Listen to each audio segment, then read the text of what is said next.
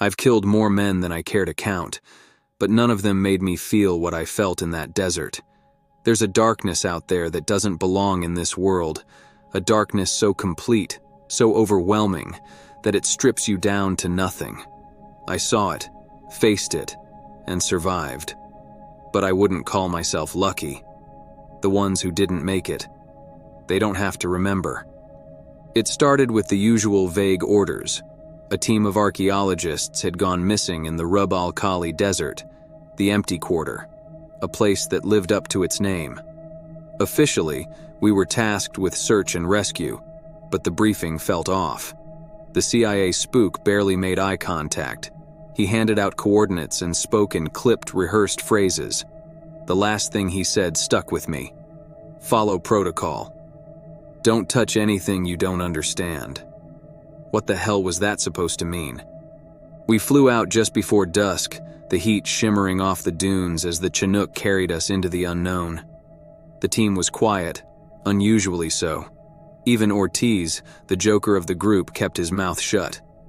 Something about the air made it hard to breathe, like we were flying into the mouth of something that didn't want us there.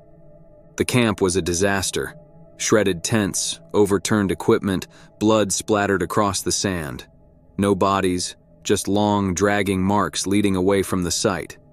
It looked like a battlefield, but there were no shell casings, no signs of a struggle. It was like something had swept through and taken them all at once.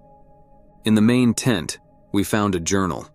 The handwriting was frantic, almost illegible. It spoke of an ancient door buried beneath the sand.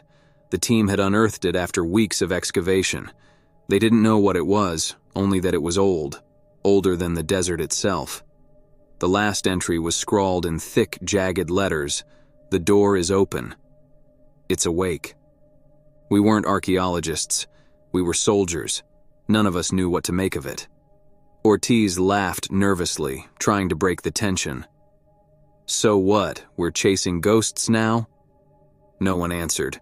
We were too busy noticing how quiet it had gotten outside. The wind had stopped. No sound, no movement. Just the oppressive weight of silence. The coordinates led us to a massive stone door, half buried in the sand. It was unlike anything I'd ever seen, covered in carvings that seemed to move when you looked away. The air around it was ice cold, a sharp contrast to the blistering desert heat. The symbols were indecipherable, alien. Ortiz ran a hand over one of them and immediately yanked it back, cursing. His palm was red, blistered, like he'd touched a stove. "The hell kind of rock burns you?" We rigged ropes and descended into the darkness. The air grew colder the deeper we went, and the walls were lined with carvings. They told a story, though none of us understood it. Figures bowing before a massive shape, offering sacrifices. The shape grew clearer the further we descended, a giant, towering over the worshippers, its features monstrous, its eyes burning like fire. The tunnel opened into a cavern so large our flashlights couldn't find the ceiling. At its center stood an altar, surrounded by piles of bones. Human bones. Some were ancient, brittle and yellowed, but others were fresh. Ortiz bent down to pick something up. It was a wedding ring, still attached to a severed finger. The altar was covered in symbols, similar to the ones on the door. They pulsed faintly, like they were alive. I felt a low hum in my chest, a vibration that made my teeth ache. That's when we heard it, the growl. It came from everywhere at once, echoing off the walls. Low and guttural, it shook the ground beneath our feet. We raised our rifles, forming a perimeter. "Eyes on!" Hayes shouted, his flashlight darting around the cavern. Something moved in the shadows, something massive. I caught a glimpse of it, a hand easily the size of a man, its fingers tipped with claws that scraped against the stone. Then it stepped into the light. It was a giant, at least 15 feet tall, with fiery red hair and a beard matted with blood. Its eyes burned like coals, and its mouth twisted into a grin that showed 2 rows of jagged teeth. It roared, a sound that felt like it could split the earth, and charged. Parker was the first to go. It grabbed him like he was nothing, slamming him into the ground. The sound of his body breaking echoed through the cavern. We opened fire, but the bullets did nothing. They passed through it like smoke, leaving no mark. Ortiz pulled a grenade and threw it. The explosion lit up the cavern, but when the smoke cleared, the giant was still standing, grinning wider than before. It moved faster than anything that size should be able to, picking us off one by one. Ortiz screamed as it tore him apart, his blood painting the walls. Johnson froze, his rifle dangling uselessly at his side. The giant swatted him like a fly, his body crumpling against the stone. Hayes and I ran, the ground shaking beneath us. The tunnels twisted and turned, leading us deeper into the earth. We stumbled into another chamber, where a second altar stood. This one was different. Its carvings glowed blue, not red, and the air around it felt calm. Hayes grabbed a dagger from the altar, its blade shimmering like liquid silver. "Go," he said, turning to face the tunnel we'd just come from. "Get out of here." "Hayes, go!" The giant appeared in the doorway, its head nearly brushing the top. Hayes charged, the dagger glowing brighter with every step. I didn't stay to watch. The last thing I heard was Hayes screaming, followed by a deafening roar. When I emerged from the tomb, the camp was gone, swallowed by the sands. The Chinook was waiting, but no one asked questions when I boarded alone. They didn't need to. Whatever they saw in my face told them everything they needed to know. They debriefed me at a black site, told me to stick to the story, ambush, no survivors. They made me sign papers, swore me to secrecy, but they couldn't take the memories. The giant's face haunts me every night. Its voice echoes in my mind, whispering things I don't understand. And I know it's not over. They're still out there, waiting beneath the sand. And one day, they'll rise again. It wasn't over when I left the desert. In some ways, it felt like it had just begun. The silence after the debriefing was worse than the screams in that cavern. They let me go back to my unit like nothing had happened, told me to move on, like you could just forget something like that. But how do you forget the face of something that isn't supposed to exist? How do you forget watching your friends die in a way that no one would ever believe? I tried. I really did. I went back to training, to missions, to pretending I was still the same man who'd boarded that Chinook. But the nightmares came every night. I'd wake up drenched in sweat, my hands clutching at a rifle that wasn't there. In my dreams, I wasn't running from the giant. I was still standing in that cavern, watching it tear through my team, feeling its eyes on me, knowing I was next. One night I woke up and heard something. Not a dream, not my imagination. Whispers. Faint, almost inaudible. But they were there. At first I thought it was the wind outside the barracks, but it wasn't. The whispers were coming from inside the room. They didn't sound human. They didn't even sound like a language I could recognize. But somehow, I understood them. They weren't words. They were promises. Promises of pain, of suffering, of something that was still waiting for me out there. I tried to ignore it, but the whispers followed me everywhere. In the quiet moments between missions, I'd hear them, faint but persistent.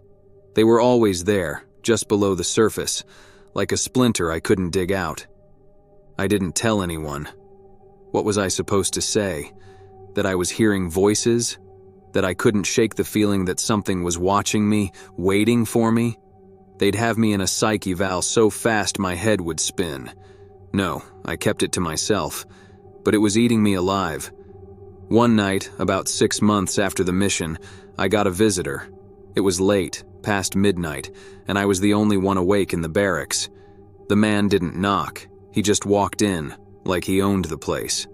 He was tall, dressed in a black suit that didn't quite fit, and his eyes, they were wrong. Too bright, too cold, like there was something behind them that wasn't human. "Major Carter," he said, his voice as smooth as oil. "We need to talk." I didn't ask how he knew my name. I just nodded, my hand instinctively moving toward the sidearm on the table next to me. "Relax," he said, his smile revealing too many teeth. "I'm not here to hurt you. Quite the opposite, in fact." "What do you want?" I asked, my voice hoarse. "You've seen things," he said, tilting his head like he was studying me. "Things most people wouldn't believe. Things that most people shouldn't believe." I didn't answer. "I represent a group that handles situations like the one you encountered in the Rub al Khali," he continued. "We call it Task Force M." "Never heard of it," I said.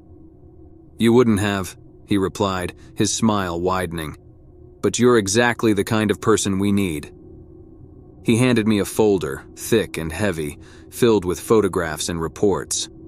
The images made my stomach turn.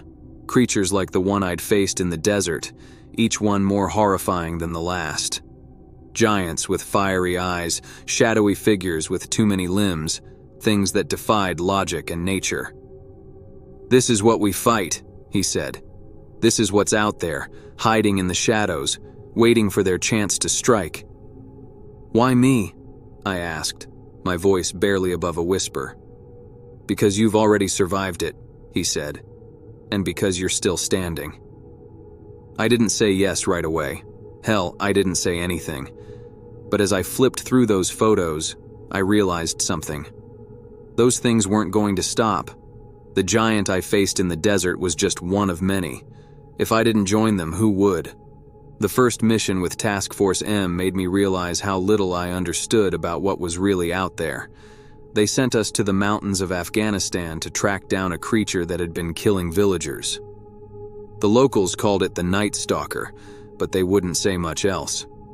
All we knew was that it came at night, took whatever it wanted, and left nothing but blood and terror behind. We found it in a cave high in the mountains. At first, it looked like a man, tall, thin, dressed in rags. But when it turned, I saw its eyes. They were black, bottomless, and filled with something that felt like hatred made flesh. It moved faster than anything human, darting between us like a shadow. My team opened fire, but it was like shooting at smoke. It tore through us like paper, its claws slicing through armor and flesh with ease. We only survived because of the weapon Task Force M had given us, a blade forged from something they wouldn't explain.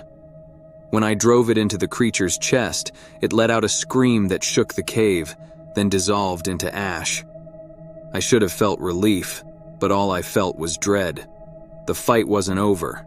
It was never over.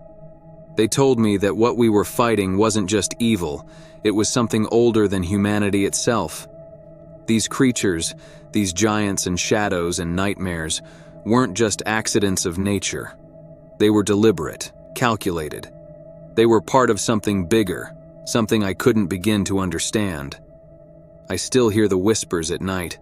I still see the giant's face in my dreams. But now I know the truth. The battle isn't just in the desert, or the mountains, or the caves. It's everywhere, and it's only just beginning. The months that followed my induction into Task Force M were a blur of blood and shadows. They took me to places I didn't know existed, deserts that whispered, jungles where the trees bled sap like tears, and ruins that shouldn't have been there at all. Every mission felt like a waking nightmare, each creature worse than the last. But the giants were different. There was something ancient about them, something that defied explanation. The scientists, if you could call them that, said the giants weren't just creatures. They were remnants, fragments of a time before humanity, when the earth was ruled by forces that could reshape it with a thought. They were older than the flood, one of them told me. "You mean Noah's flood?" I asked, trying to keep the disbelief out of my voice. He just looked at me, his eyes hollow. "Older than that," he said. It was during one of these missions that I began to notice the cracks. Not in the creatures, not in the missions, but in us. The team was strong, sure, but we weren't invincible. Every mission took something from us, a little piece of our sanity, our souls. I saw it in the way Ortiz, no, it wasn't Ortiz anymore. His replacement was Santos, looked at his hands after we killed that thing in Siberia, like they weren't his own. I saw it in the way Hayes, no, his replacement was Rodriguez, clenched his jaw whenever someone mentioned the giants. And I felt it in myself. The whispers didn't stop. If anything, they grew louder. They started following me into the daylight, scratching at the edges of my mind during briefings, during missions, even during the rare moments of sleep I managed to grab. Sometimes they spoke in languages I couldn't understand, guttural and ancient. Other times they spoke in the voices of my dead teammates. Parker, Ortiz, Johnson, they all spoke to me, their words echoing with accusations. You left us. You let us die. I didn't tell anyone. Who would believe me? We were already dealing with things that didn't make sense. Adding hallucinations to the mix would just get me benched, or worse. So I carried it alone, the weight of their voices pressing down on me, growing heavier with every mission. The turning point came during a mission in a remote corner of the Amazon. The locals called the place the Forest of Hands. The name didn't make sense until we got there. The trees had grown in twisted, grotesque shapes, their branches curling like fingers reaching for the sky. It felt wrong, unnatural, as though the forest itself was alive and angry.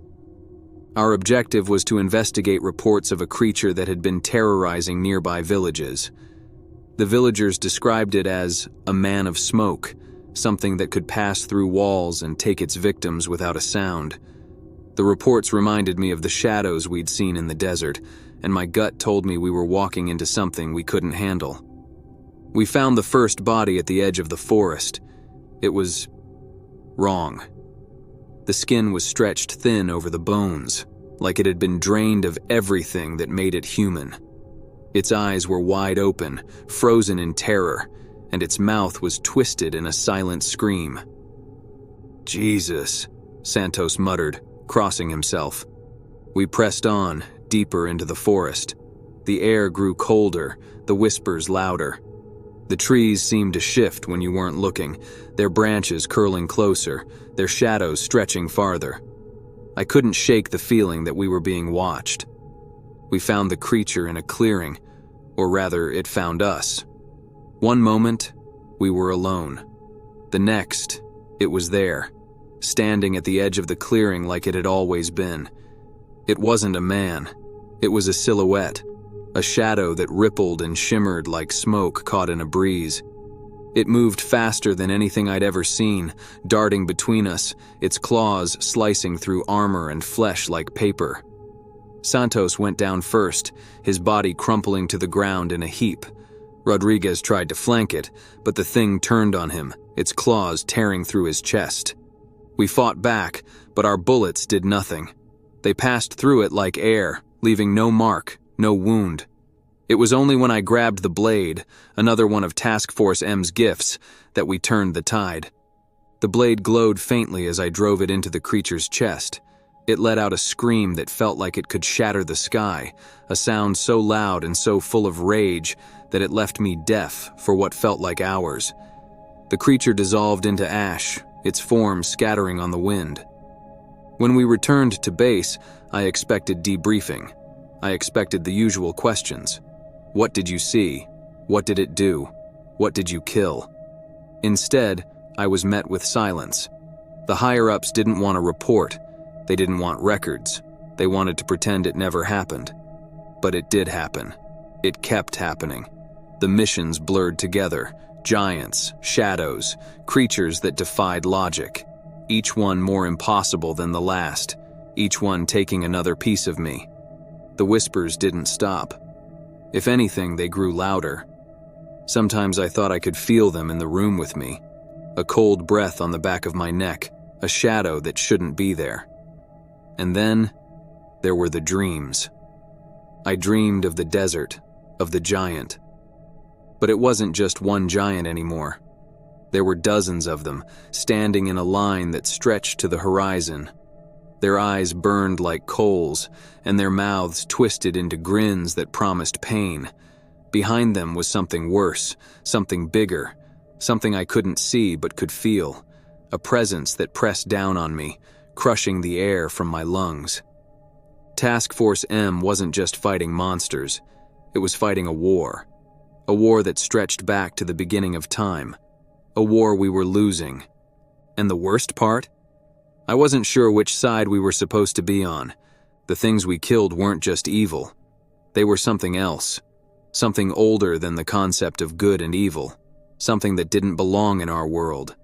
And every time we killed one, it felt like we were pulling at a thread we didn't understand, unraveling something bigger, something worse. One of the scientists tried to explain it to me once. The giants, he said, they're not just creatures. They're echoes, remnants of a world that doesn't exist anymore. What world? I asked. He didn't answer. He just looked at me with eyes that were too tired, too hollow, and said, "Pray you never find out." The whispers still follow me, even now. They're louder at night when the world is quiet. They tell me things, show me things I don't want to see. I think they're trying to tell me what's coming. Because it's not over. It's never over. The problem with surviving is that you never stop replaying the moments when you shouldn't have, when your teammates didn't. When the only thing left is their screams, the sound of their bones breaking, or the looks in their eyes as they realize it's over. And worse, when you realize it isn't. They sent me back out, of course. You don't see the things I've seen and get to disappear into civilian life. No amount of trauma, no scars, physical or mental, will make them release you. Because the things I've fought aren't just a problem for the military, they're a problem for existence. And for the people who run Task Force M, you're not a soldier anymore, you're a tool. That's what they told me after the Amazon, that I was still useful, that I had unique experience they couldn't waste. They didn't ask if I wanted to keep going. They didn't ask if I was whole enough to keep fighting. Because it didn't matter. I stopped asking questions after that. I stopped expecting answers. The next mission came less than a month later.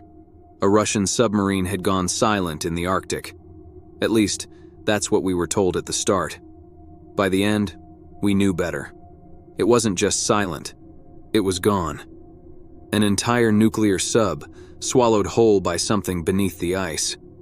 We were flown out in the dead of night, our transport rattling through sub-zero winds as we approached the frozen wasteland. There were only 4 of us this time. A skeleton crew, they called it. Efficient, they said. Santos's replacement was a guy named Rourke, a former SEAL who didn't smile once on the entire trip. Rodriguez's replacement didn't even bother giving us a name. He just grunted when spoken to and kept his weapon clean. The sub had gone missing near an abandoned research station built into the ice shelf and forgotten after the Cold War. The scientists at Task Force M said the readings from the site were anomalous. I didn't need them to explain. Anomalous was just their way of saying you're not ready for what you're about to see. We landed in whiteout conditions, visibility less than 10 feet. The wind screamed across the ice, carrying with it a low, guttural moan that wasn't natural. We moved quickly, our boots crunching through the snow as we approached the station. Inside, it was deathly quiet. The walls were covered in frost, and the lights flickered as though the station was still trying to breathe. But it wasn't empty. We found the first body in the control room, at least what was left of it. The man had been torn in half, his upper body slumped over the console, his entrails frozen in a jagged arc across the floor. His face was twisted in terror, his eyes wide and staring at something we couldn't see. There were more bodies further in, a dozen at least, scattered through the station. Some had been ripped apart, their limbs stacked neatly in corners like some grotesque offering. Others looked untouched, but their faces told a different story. The equipment was still running, barely. On one of the monitors, a camera feed showed the ice outside the station. Something moved in the frame. Something big. "Is that—" Rourke started, but he didn't finish. Because the thing on the screen turned toward the camera, and we saw its face. It wasn't a face. It was a void. 2 black pits where eyes should have been, and a mouth that stretched too wide, filled with teeth that looked more like shattered ice. It moved with purpose, its massive form vanishing into the blizzard like a shadow swallowed by the night. We didn't have time to react. The station shook violently, the sound of tearing metal echoing through the halls. The lights went out, plunging us into darkness. "Move!" I shouted, but the team was already ahead of me. We sprinted through the corridors, our flashlights bouncing wildly as the walls groaned around us. The thing hit us before we made it outside. It wasn't just one, there were 3 of them. Massive, otherworldly creatures, their forms rippling like water. They moved with impossible speed, their claws slashing through the air. Rourke was the first to fall. The thing hit him like a freight train, its claws tearing through his chest. He didn't even have time to scream. The nameless one went next, firing uselessly as the creatures circled him, their growls reverberating through the air like thunder. I don't know how I made it out. I just remember running, the sound of my own heartbeat drowning out everything else. I made it to the surface, the cold biting into my skin as I stumbled through the snow. The helicopter was gone.